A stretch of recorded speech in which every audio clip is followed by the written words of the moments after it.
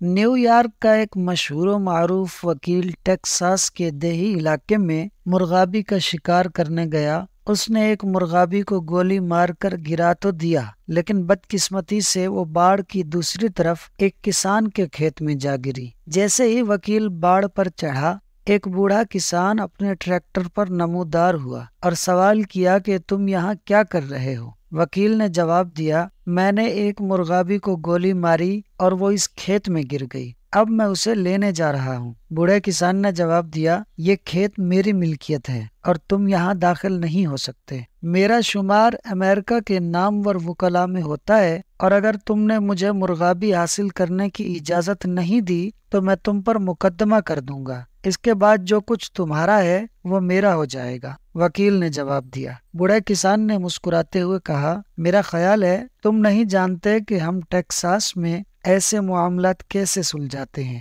یہاں ٹیکساس میں 3 kick role کی مدد سے اس طرح کے چھوٹے چھوٹے اختلافات طے کیے جاتے ہیں۔ وکیل نے سوال کیا، یہ 3 کک کا اصول کیا ہے؟ کسان نے جواب دیا، اس اصول کے تحت پہلے میں تمہیں 3 بار لات ماروں گا، پھر تم یہی عمل میرے ساتھ دہراؤ گے، اور یہ سلسلہ اس وقت تک چلتا رہے گا جب تک کہ ہم میں سے کوئی ایک ہار نہیں مان لیتا۔ وکیل نے فوری طور پر سوچا کہ یہ بوڑھا کسان تو میری 2 لاتوں کی مار ہے۔ یوں اس نے مقامی رسم و رواج کی پابندی کرتے ہوئے مجوزہ مقابلے پر اتفاق کر لیا۔ اب بوڑھا کسان دھیرے دھیرے ٹریکٹر سے نیچے اترا اور پیدل چل کر وکیل تک پہنچا۔ اس نے اپنی بھاری بوٹ والی پہلی لات وکیل کی پنڈلی پر ٹکائی، جس نے اسے گھٹنوں کے بل گرا دیا۔ اس کی دوسری لات وکیل کے ناک پر لگی۔ وکیل خون بہتی ناک پکڑے لیٹا تھا جب اس کے گردے پر لگنے والی تیسری لات سے وہ تقریباً ہارنے والا ہو گیا۔